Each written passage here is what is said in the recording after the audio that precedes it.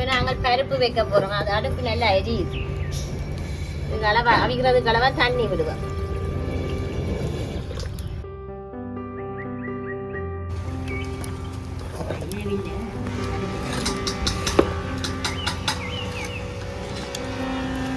பச்சை மிளகாய் வெங்காயம் வரத்துறியா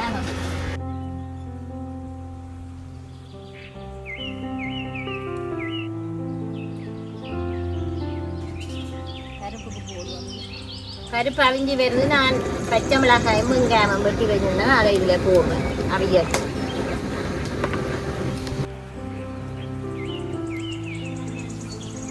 பருப்பு அவிஞ்சி வந்துட்டுது. வெங்காயம்லாம் போட்டுட்டு வந்தானே இனித்தான் நாங்கள் உப்பு போட போகிறோம்.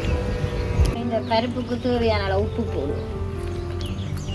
இது எங்கள் இடத்துல கொஞ்சம் வயல் நிலங்கள்ல நாங்கள் ஒரு வயல் ஓரமாக இருக்கிறதால எங்களோட இடத்தில் தண்ணிகள் ஒரு சவர் குடிக்கிறது கொஞ்சம் உப்பு தன்மையாக இருக்குது. நல்ல தண்ணி நாங்கள் இந்த ரோட்டுக்கு அங்கால எடுக்கிறோம். பருப்புற ரோட்டுக்கு அங்கால எடுக்கிறது.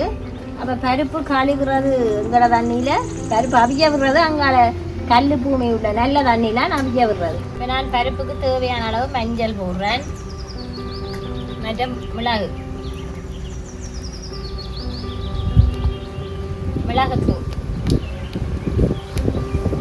இது சீரகத்தூள், சின்ன சீரகத்தூள்.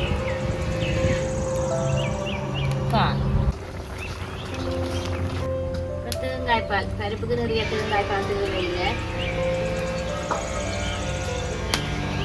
இது உள்ளி இடித்து வச்சிருந்த நாங்கள் இதே இதோட போட்டுட்டு நல்லா கிளறி விட்டுட்டு நாங்கள் மூடி விடுவோம். ஒரு கொஞ்சத்துக்கு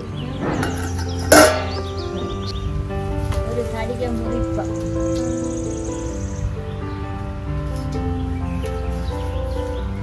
ஆஞ்சிட்டேன். கருவேப்பிலையை முடிச்சாச்சு.